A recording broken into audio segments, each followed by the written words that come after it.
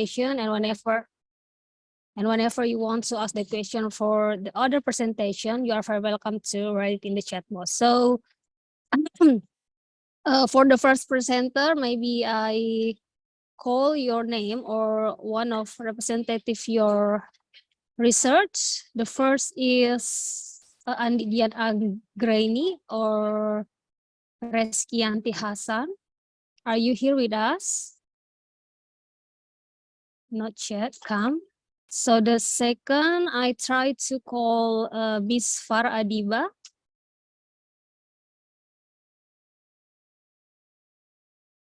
Yeah. Are you ready? Yes, I'm ready. Yeah, okay. Miss Satriani, can you share the PowerPoint? Or I can display by myself. All right, Miss Farah Adiba, can you share your screen? Try to your screen, repeat again. Okay. Okay.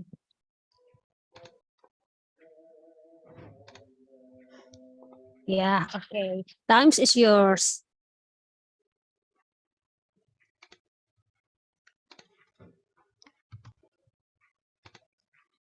Okay. Does my sound clear? Yeah, very clear. Okay. Bismillahirrahmanirrahim. Assalamualaikum warahmatullahi wabarakatuh. Waalaikumsalam warahmatullahi wabarakatuh. Good afternoon, honorable participants. First of all, in this insightful session of the second international conference on social and Islamic students, allow me to thank for the opportunity that has given to me to present the article with the title Analysis Factors Affecting Mathematical Resilience of MTS Asabat Makassar Students. And the second, let me introduce the speakers and author teams. The speaker today, I am Farah Adiba from Universitas Islam Negeri Alauddin Makassar, and the author teams are Dr. Ulfiani Rahman, MSI, and Dr. Andi Ika Prasasti Abrar, SSI MPD. And now we are going to move on the main presentation. First, introduction. This article draws on the fact that a positive attitude needs to be developed in students when studying mathematics, and it's known as mathematical resilience. So mathematical resilience is positive attitude that means the ability to adapt and not give up despite facing difficulties in learning mathematics. And this positive attitude include being confident through hard work for success and showing perseverance in facing difficulties and being persistent in facing challenges in learning mathematics. And mathematical resilience makes students not easily give up when faced with difficult challenges, so that students will look for alternative solution to solve the problem. And the problem in this case are difficult math problems. But unfortunately, students at MTS Asabat Makassar do not show this ideal condition. The fact that some students were still not confident in themselves in solving mathematical problems during the learning process, which in the end they were still used to seeing their friends work while doing their work. And it also showed that some students had problems working on math problems because of their lack understanding of the problems given, and lack of ability to model problems in question, and the lack of strategic planning in solving these math problems. So the mathematical resilience of student is essentially a reflection of the learning effort. Of course, this cannot be separated from the factors that influence it or affect it. So from the explanation above, the researchers argues that the factors that affect mathematical resilience are important and interesting to study, because the concept of work can be developed for students who have bad experiences with mathematics.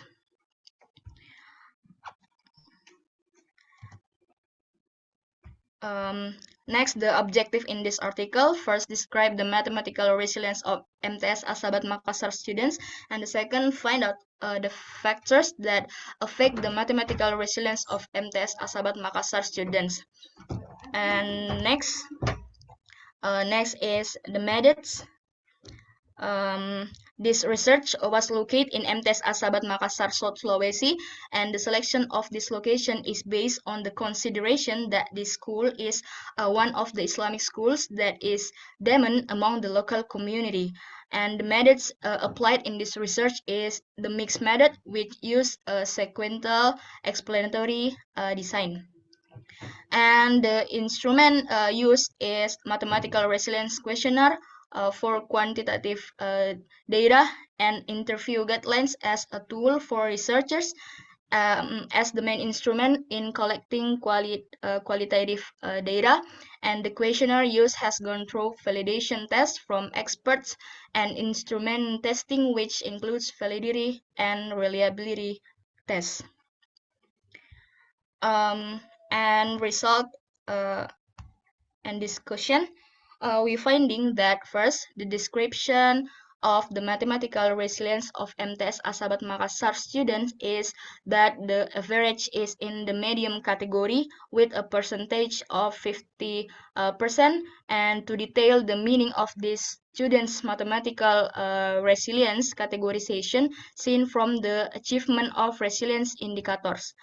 The achievement of each indicator for each category is analyzed based on the score for each item in the questionnaire statement, and then the percentage of achievement is obtained for the high category of 68%, the medium category of 51.27%, and the low category of 34.18%.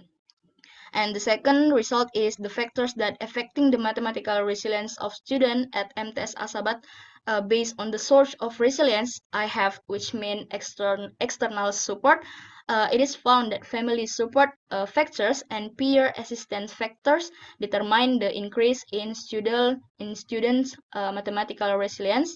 Then from the second source of resilience I am in the form of internal support are the interest factor, the independence factor, and the religiosity factor. Then from ICANN source that comes from social and intrapersonal interaction, it is found that communication skills and emotional management factors can affect mathematical resilience. Dear honorable participants, that's what we can share with you, the result of our study about the factors affecting mathematical resilience. I hope this will be useful for us, for teachers, and also lecturers. Thank you very much. Wassalamualaikum warahmatullahi wabarakatuh.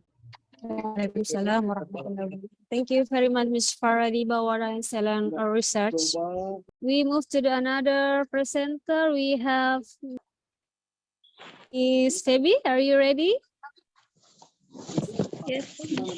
Okay. Okay, time is yours. Bismillahirrahmanirrahim. Assalamualaikum warahmatullahi wabarakatuh. Assalamualaikum warahmatullahi wabarakatuh. Sebelumnya terima kasih atas kesempatan yang telah diberikan kepada saya untuk mempresentasikan jurnal saya pada kegiatan International Conference on Social and Islamic Studies yang kedua ini.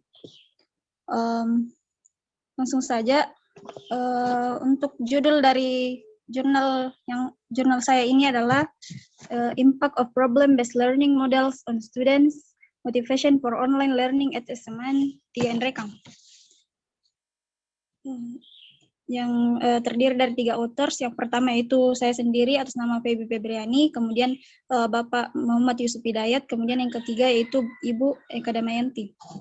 Langsung saja untuk yang pertama, latar belakang. Pertama itu pendidikan.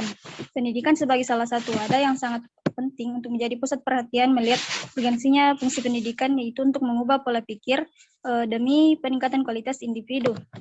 Kemudian yang kedua yaitu hakikat pembelajaran. Proses pembelajaran hakikatnya diharapkan berlangsung secara interaktif, inspiratif, menyenangkan, menantang, dan memotivasi peserta didik untuk berpartisipasi aktif, serta memberikan ruang yang cukup bagi prakarsa, kreativitas, dan kemandirian sesuai dengan bakat, minat, dan perkembangan fisik serta psikologis peserta didik. Kemudian yang ketiga yaitu motivasi belajar. Motivasi belajar dapat dipandang sebagai suatu rantai reaksi yang dimulai dari adanya kebutuhan, kemudian timbul keinginan untuk memuaskannya atau mencapai tujuan, sehingga menimbulkan ketegangan psikologis yang akan mengarahkan perilaku kepada tujuan. Kemudian yang keempat yaitu pembelajaran daring. Di Indonesia, wabah virus COVID-19 masih menjadi pusat perhatian pemerintah. Dalam dunia pendidikan misalnya, pemerintah mengupayakan agar pembelajaran tetap terlaksana dengan baik meskipun harus melalui proses yang tidak seperti biasanya. Salah satunya dengan menerapkan proses pembelajaran daring atau dalam jaringan. Kemudian yang selanjutnya itu model pembelajaran berbasis masalah. Salah satu faktor yang menyebabkan rendahnya kemampuan berpikir kritis, matematis, dan rasa ingin tahu peserta didik adalah pembelajaran yang belum menuntut peserta didik untuk berperan aktif. Salah satu model pembelajaran yang dapat digunakan untuk meningkatkan kemampuan berpikir kritis, matematis, dan rasa ingin tahu dalam proses pembelajaran adalah model pembelajaran berbasis masalah. Melalui model pembelajaran berbasis masalah, peserta didik akan dilatih untuk mengembangkan keterampilannya memecahkan masalah dan dengan dihadapkan dengan beberapa masalah yang berkaitan dengan materi dalam pembelajaran. Next. Adapun tujuan dalam penulisan jurnal saya kali ini adalah untuk mengetahui motivasi belajar peserta didik yang diajar dengan menggunakan model pembelajaran berbasis masalah melalui pembelajaran daring dan untuk mengetahui motivasi belajar peserta didik yang diajar dengan menggunakan model pembelajaran konvensional melalui pembelajaran daring. Kemudian penelitian ini juga bertujuan untuk mengetahui apakah terdapat perbedaan motivasi belajar peserta didik yang diajar menggunakan model pembelajaran berbasis masalah dan yang diajar dengan menggunakan model pembelajaran konvensional melalui pembelajaran daring. Adapun metode dalam penelitian ini yang pertama itu jenis penelitian. Penelitian ini adalah penelitian eksperimen, kemudian desain penelitiannya pretest dan post-test control group design, kemudian populasi dan sampel. Populasi di sini saya menggunakan kelas 11 MIPA SMA 3 Rekang dan untuk sampelnya saya menggunakan teknik sampel probability sampling sehingga didapatkan sampel 2 kelas yaitu kelas 11 MIPA 1 dan kelas 11 MIPA 2. Kemudian selanjutnya definisi operasional variabel. Variabel yang saya gunakan di sini ada 2. Yang pertama yaitu variabel independen, yaitu model pembelajaran berbasis masalah itu sendiri, dan yang kedua yaitu variabel dependen, motivasi belajar.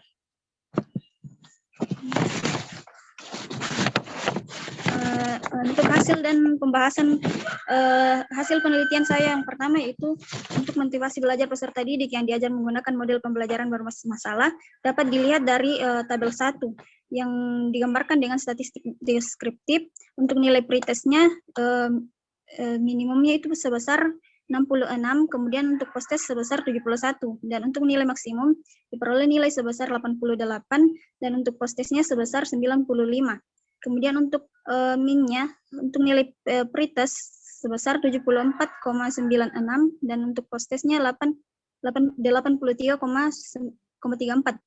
Kemudian untuk kategorisasi motivasi belajar dapat dilihat di tabel 2, sehingga diperoleh 3 kategorisasi motivasi belajar. Yang pertama itu rendah berjumlah 13 peserta didik, kemudian sedang berjumlah 11 peserta didik, kemudian untuk kategori tinggi sebesar 25 peserta didik untuk nilai pretest. Kemudian untuk post-testnya sebanyak 9 peserta didik berada pada kategorisasi rendah, kemudian 13 peserta didik berada pada kategorisasi sedang, dan 10 peserta didik berada pada kategorisasi tinggi.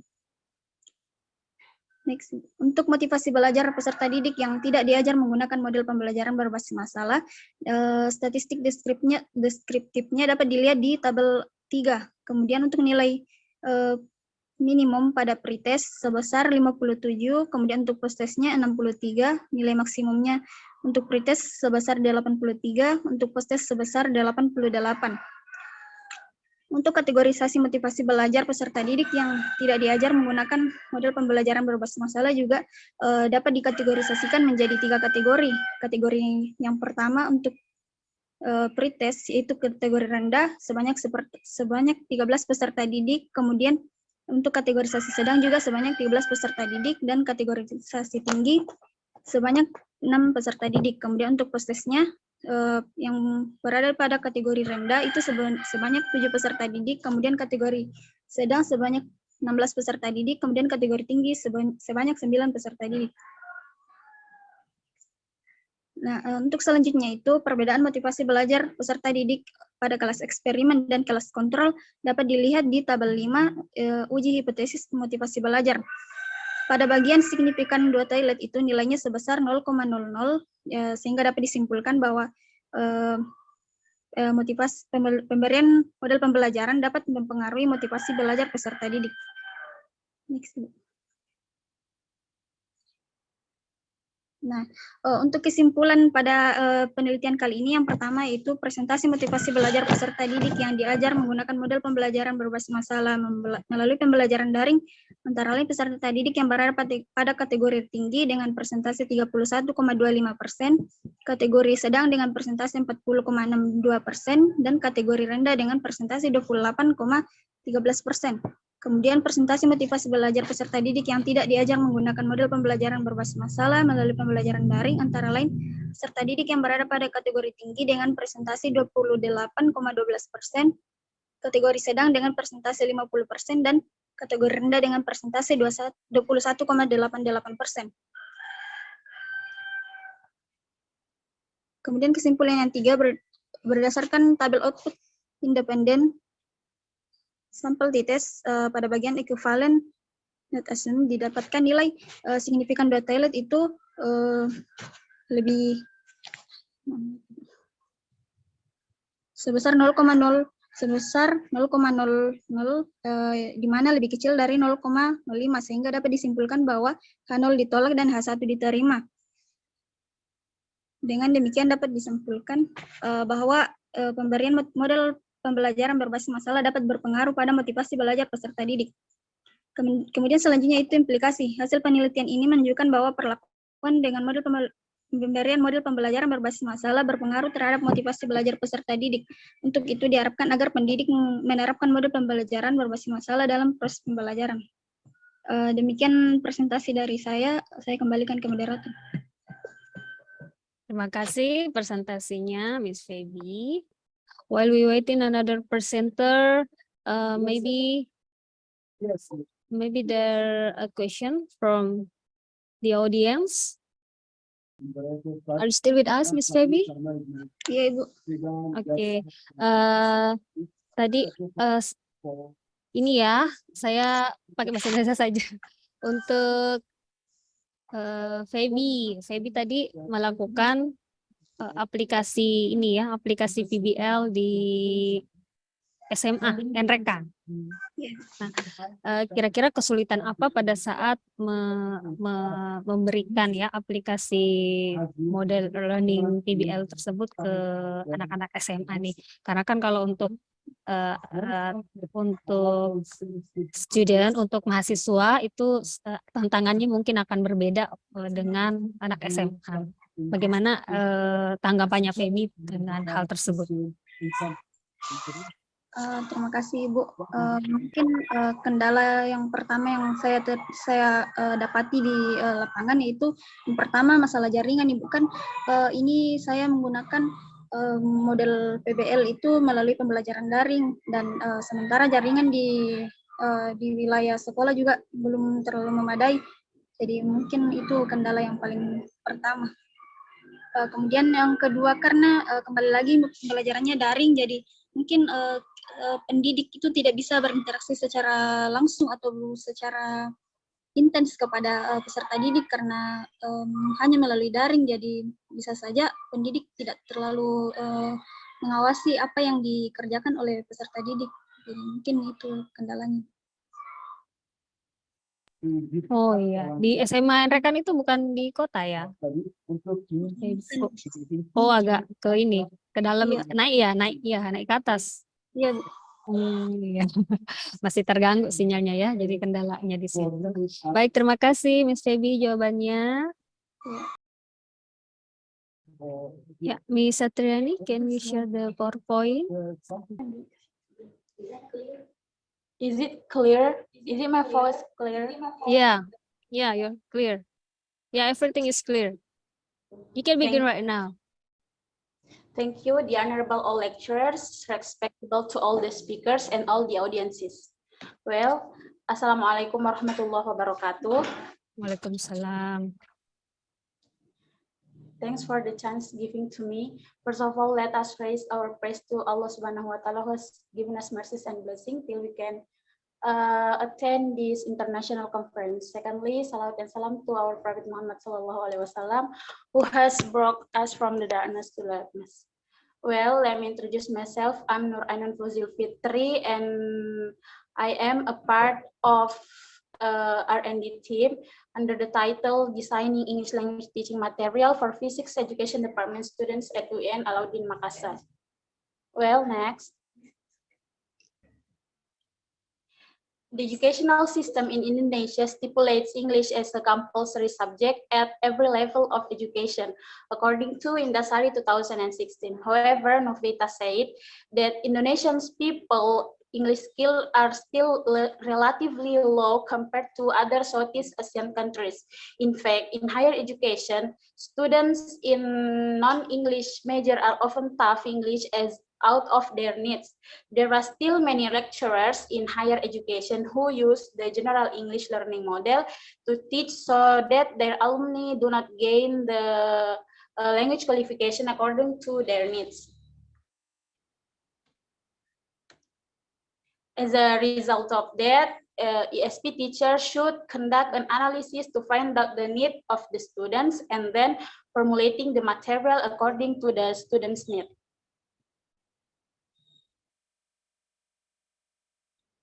Well, so there are some problems that faced by physics education department.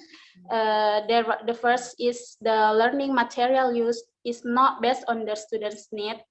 According to the previous observation conducted by Rukman 2021, the ESP-related instructional material for physics education students at UIN Alauddin Makassar have not been implemented in their English subject.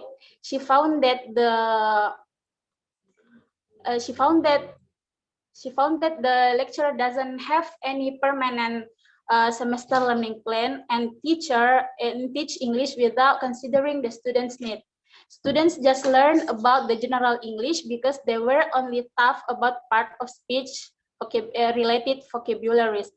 Therefore, she conducted a need analysis to determine what students require to learn in English for certain purposes.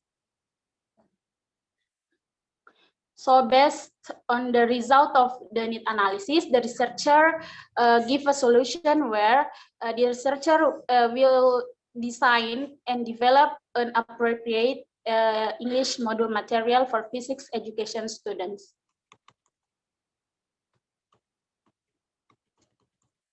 Well, and then the method.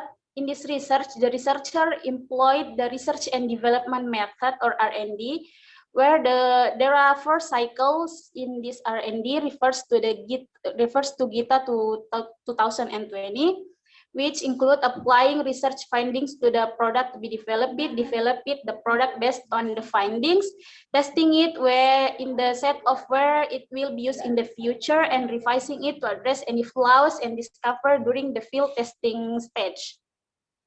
In the next slide. And the method we used in this research was ADDIE method, which stands for Analysis, Design, Development, Implementation, and Evaluation method. The ADDIE model is one of the most often used model in instructional design as a guide for creating effective design. This ADDIE model also is a method to use for instructional designers, content developers, and even teachers. And the data sources from this research, we have 2 data sources. The first is document, which is the result of the need analysis from Rukmana 2021, and the second one is validators. So the validators who evaluated the material were from the English Education Department lecturer. So there are 2 validators to validate the products here.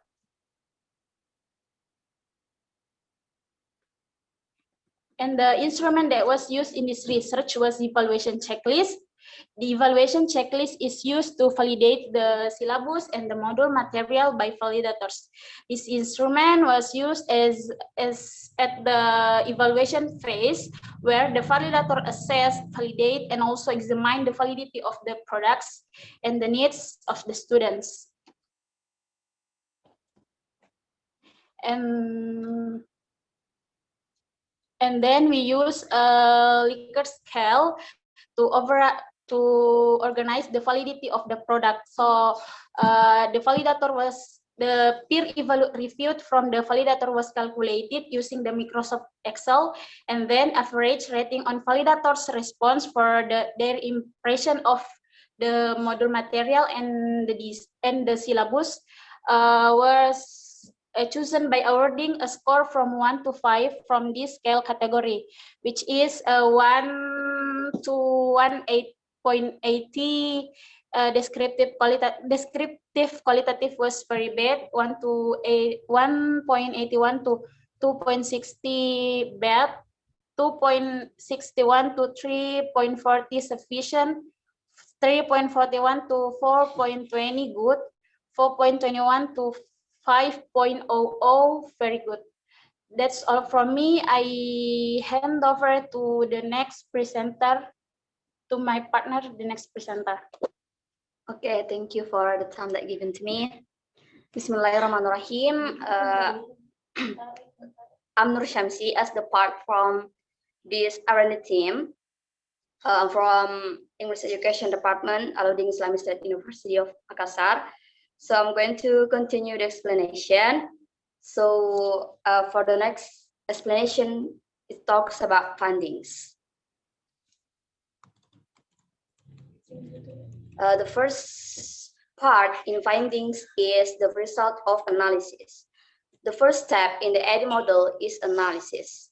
The result of unit analysis was gathered from document source. It was a result from a research that had already been conducted by Alia Putriani Rukmana in 2021. In the need analysis, gave us information about what the students need in learning English, and also explain what the materials, skill, learning problem, and students wants in learning English. So it can be said that this research is a follow-up research or study from previous researchers. Data analysis of the students is taken from previous researcher. In analysis phase, the first step done by the researcher is determine which topic and skill to be designed. Okay, we move to the first. Okay, the first is topic. As you can see in the slide.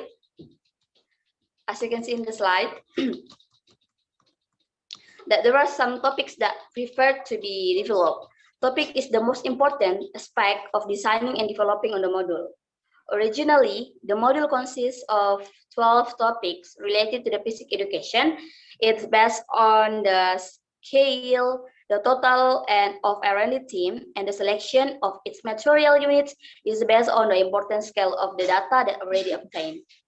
The 12 of the materials are optic, mechanic quantum, equilibrium, gas, gravity, magnet, temperature, kinematic, electricity, relativity, force, and rotation. All of these materials are in scale important to design and develop. Okay, the next is skill. The reading, writing, speaking, and listening skill in English that were included in the materials were all integrated. Those skills were obtained from the need analysis result in the component necessities and subcomponent language component. Also, the proportion as well as the sequencing of the skills in the syllabus is sorted based on the highest result of students' perception of referred skill to be developed from the need analysis. The next step that done by the researcher is formulating the learning outcomes and indicators that related to the need analysis. You can see at the slide that there's some learning problems. The first is learning problem in reading. There is a lack of vocabulary, and then the learning outcomes is students are able to memorize some vocabularies related to the basic education department topic. And then the writing skill, there is a learning problem that the students difficulty in writing text or sentence. And then the learning outcomes is students are able to express their ideas by writing. Okay. The next slide is about the speaking skill. In speaking skill, there is a learning problem. The students' difficulty hearing and capturing meaning in English conversation, and thus the learning outcomes that the researcher wrote is students are able to practice English language in the form of interpreting monologue related to the material effectively. And the last is listening skill. That there is a learning style here is about learning English through audio.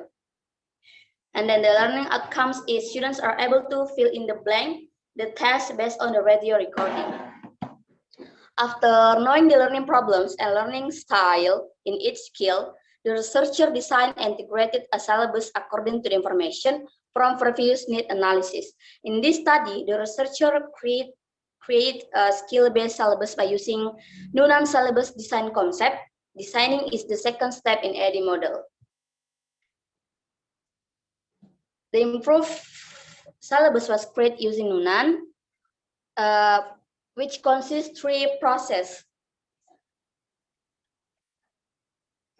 The first is formulation of goals based on the need analysis, selection and grading of content, and the last is selection of grading of learning tasks. For the first is formulation of goals based on the need analysis. In this phase, there are two main points. The first is learning materials and skill the students require and which they lack at this stage. This means that the primary purpose on designing materials is how to solve the students' problem in learning English. The selection of the materials and skill that will be developed can be the solution to students' problem in learning English. The second is learning outcomes and indicator which were designed.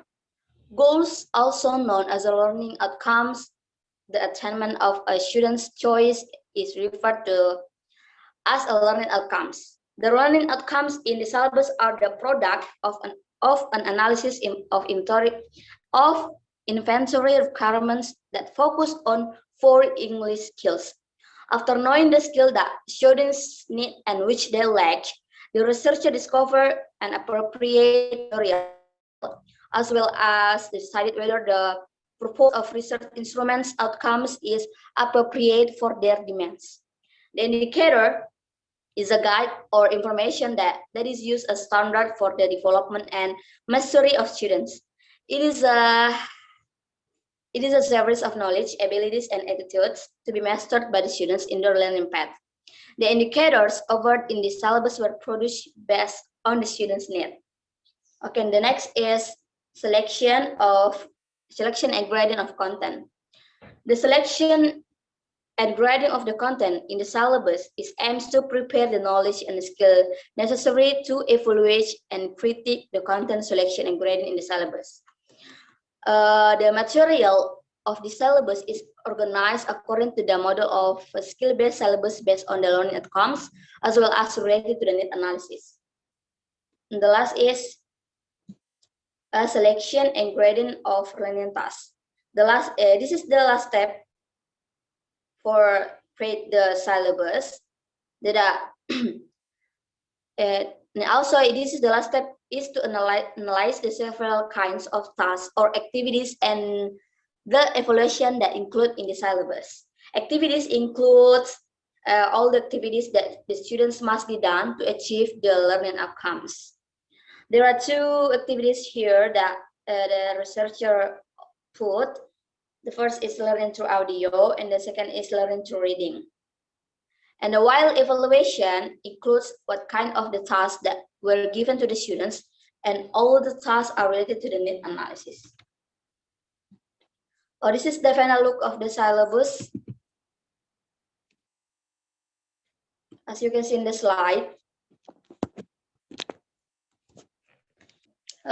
You can see in the slide that this is the final look of our syllabus. There are learning outcomes, indicators. Skill include 4 skill of English activities that the activities the students must be done to achieve their learning path and evaluation. Maybe just that for me. I hand over to the next presenter. Here the result of development from our R&D team, and as you can see in the slide, the result of development. And according to Hutchinson and Waters in 1987, there are three important points, and the first one is providing language skills. The second is giving opportunities to use integrated skills, and also reviewing learning outcomes. And the next one is in reviewing learning outcomes, there are several points important. The first one is selecting from existing materials. The second is writing your own materials, and also modifying existing materials.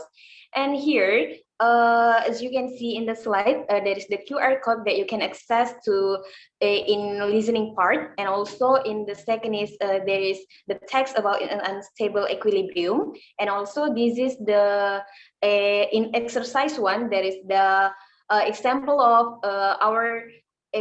exercise in our module. And then the result of evaluation divided into 3 points. The first one is self-evaluation, and the second is peer evaluation, and also validators evaluation.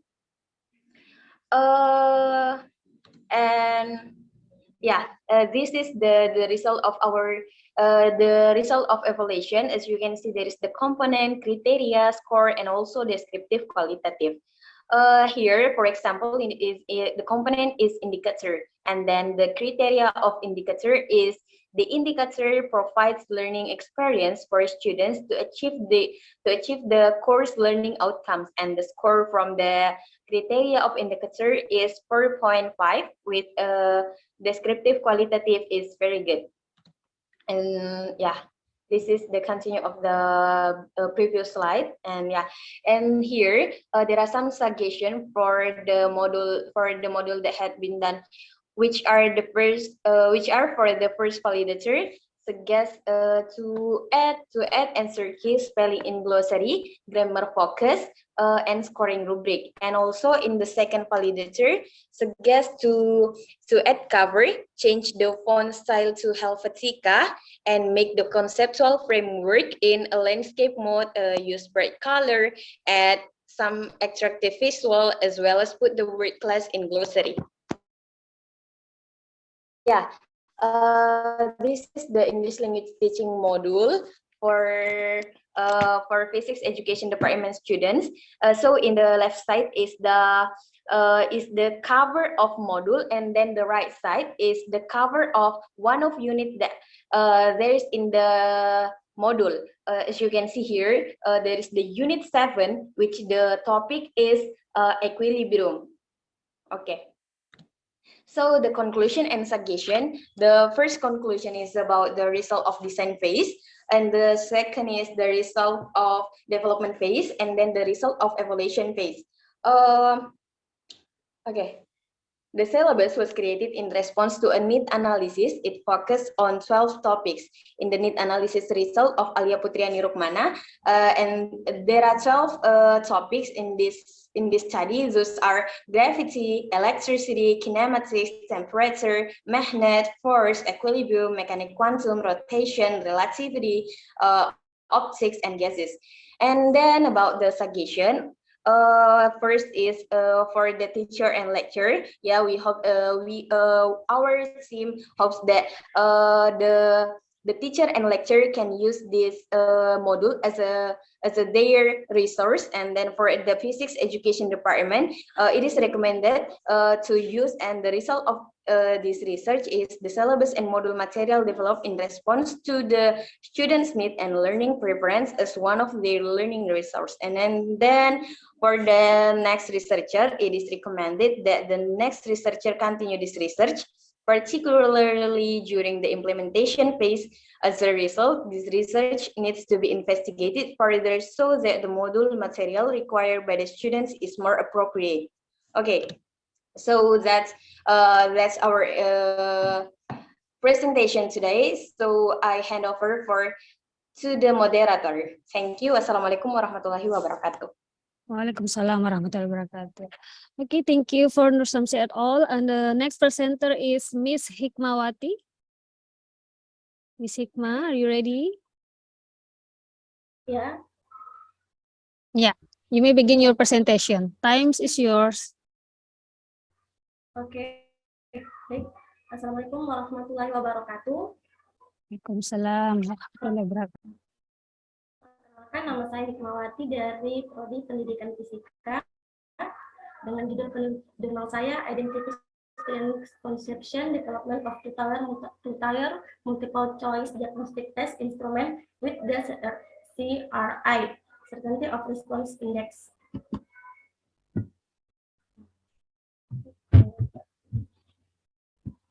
Abstrak saya, hasil penelitian ini bertujuan untuk mengetahui kualitas soal serta keefektifan tes diagnostik two-tier multiple choice berbantuan CRI untuk digunakan untuk mengidentifikasi miskonsepsi peserta didik pada materi hukum Newton tentang gerak. Jenis penelitian saya merupakan penelitian pengembangan dengan modal pengembangan Tesmer yang terdiri dari 4 tahapan pengembangan. Pertama preliminary, kemudian self evaluation, prototyping, dan file test. Subjek uji coba saya 30 orang peserta didik dengan instrumen pengumpulan data pada penelitian saya adalah tes dan angket. Oke, lanjut ke tujuan. Tujuan penelitian saya adalah untuk mengetahui bagaimana kualitas soal tes diagnostik two-tier multiple choice berbantuan CRI, dan yang kedua adalah untuk mengetahui apakah tes diagnostik two-tier multiple choice berbantuan CRI efektif digunakan untuk mengidentifikasi miskonsepsi peserta didik. Lanjut ke metodologi penelitian. Pertama, jenis penelitian. Jenis penelitian saya adalah penelitian R&D atau pengembangan dengan menggunakan model pengembangan Tesmer. Kemudian yang kedua, lokasi penelitian bertempat di SMA Negeri 5 Jeneponto. Kemudian prosedur pengembangan. Jadi prosedur pengembangan dengan menggunakan model pengembangan Tesmer itu ada 4 tahapan. Yang pertama, tahap preliminary. Tahap preliminary merupakan tahapan awal dalam penelitian saya. Di sini langkah-langkahnya merupakan langkah awal. Ini berupa studi kepustakaan mengenai penelitian yang akan dilakukan, kemudian penentuan lokasi penelitian akan dilakukan di mana. Kemudian selanjutnya adalah tahap self evaluation. Tahap self evaluation ini terdiri dari 4 tahapan. Yang pertama, menganalisis kurikulum di sekolah tersebut, menganalisis kemampuan peserta didiknya, kemudian menganalisis materi apa yang akan digunakan. Kemudian setelah bahan-bahan terkumpul, maka mulailah saya ke tahapan mendesain produk yang akan saya kembangkan. Hasil desain produk saya tadi saya sebut dengan prototype 1. Nah, prototype 1 ini saya pakai di tahapan ketiga. Yang dimana di tahapan ketiga atau tahapan prototyping, hasil produk saya akan uji coba, saya akan validasi ke expert review. Kemudian secara paralel saya akan uji cobakan ke kelompok one-to-one. Expert review di sini terdiri dari 3 orang ahli, 2 orang dosen dari jurusan pendidikan fisika, dan 1 orang guru fisika di SMA Negeri 5 Jeneponto.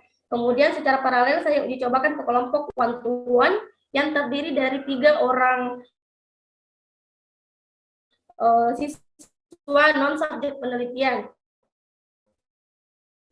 Kemudian hasil validasi dari expert review, kemudian reviewan saya akan revisi prototype 1 menjadi prototype 2 untuk saya uji cobakan ke kelompok yang namanya small group yang terdiri dari 6 orang siswa berkemampuan berbeda-beda. Kemudian hasil revisinya kemudian saya sebut jadi prototype dia menjadi prototype 3 yang akan diuji cobakan ke field test atau uji lapangan. Kemudian subjek uji coba saya ada 30 orang dari kelas 10-nya 4. Kemudian instrumen pengumpulan data ada tes dan angket. Tes dan angket. Angket di sini saya buat untuk saya bagaimana mengetahui respon peserta didik sebelum saya pakai tesnya ke uji lapangan. Kemudian teknik analisis data ada 6, validitas, reliabilitas, tingkat kesukaran, daya beda, angket, dan analisis data hasil tes diagnostik. Kemudian hasil pengembangan. Jadi produk yang saya tadi buat sudah bisa kita lihat bagaimana validitas soalnya, itu isinya dengan interpretasi 1 dengan kategori sangat sesuai. Kemudian reliabilitas soalnya itu bernilai 0,730. Artinya reliabilitas soal saya ini bisa dipercaya dan reliable untuk mengidentifikasi atau mengukur miskonsepsi peserta didik. Kemudian tingkat kesukaran soal itu ada terbagi 3 poin. Ada 5 soal termasuk soal sukar, 8 soal sedang, dan 7 soal mudah. Kemudian daya pembeda soal. Ada 4 soal dengan daya pembeda baik, daya pembeda cukup, dan daya pembeda jelek ada 4 soal. Nah, daya pembeda soal di sini sangat penting karena kita harus mengetahui juga bagaimana tingkat kemampuan peserta didik, apakah subjek uji coba tersebut memiliki tingkat kemampuan yang berbeda-beda ataukah sama saja tingkat kemampuannya. Kemudian hasil pengembangan. Yang pertama angket dan hasil tes diagnostik. Jadi dari angket yang tadi saya pakai di uji one-to-one dan uji small group, ternyata responnya sama-sama menunjukkan respon positif tinggi. Artinya kalau memiliki respon positif tinggi, tes tersebut bisa dipakai ke uji lapangan. Kemudian dari hasil tes diagnostik saya, setelah dianalisis hasil tes terhadap 30 subjek uji coba, ternyata menunjukkan 45,33% dari 20 soal yang saya pakai itu dipahami peserta didik.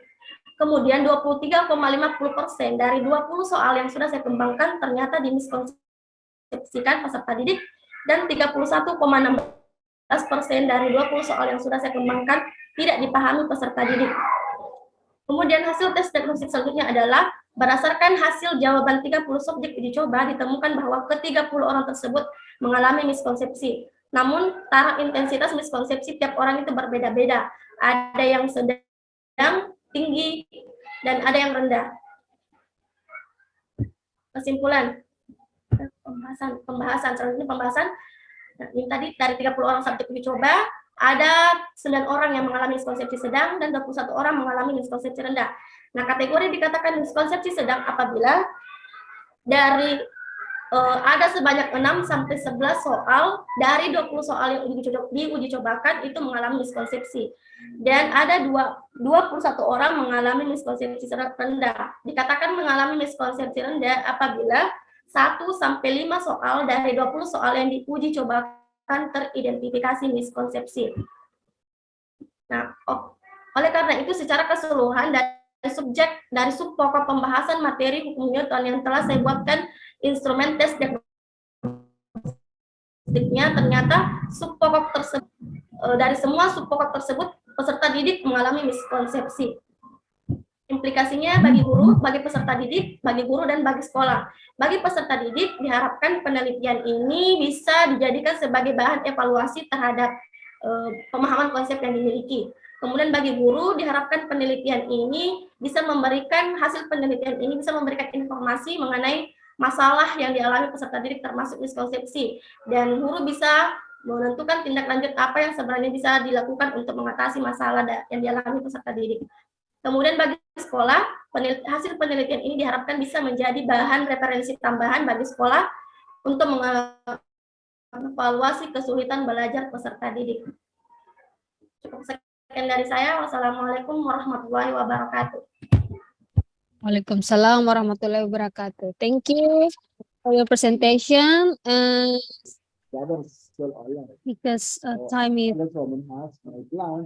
going out from now on, so maybe I should end for this session if 4 presenter is not here. So may Allah subhanahu wa ta'ala continuously bless our noble endeavor. Amin ya rabbal alamin. And then I would like to inform you that all the paper will be published in our national accredited journal in UIN Alauddin Makassar before I close the session. Should we take a picture, Miss Satriani? Please open your camera. Okay, 1, 2, 3. Okay, thank you. Okay, thank you, Miss Satriani. And then, ladies and gentlemen, thank you very much for your attending our conference today.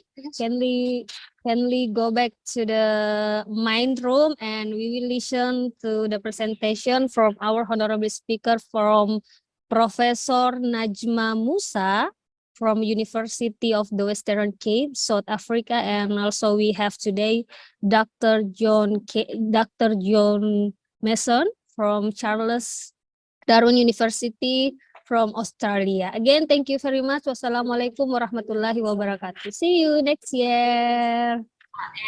See you, ma'am. Thank you. Thank you.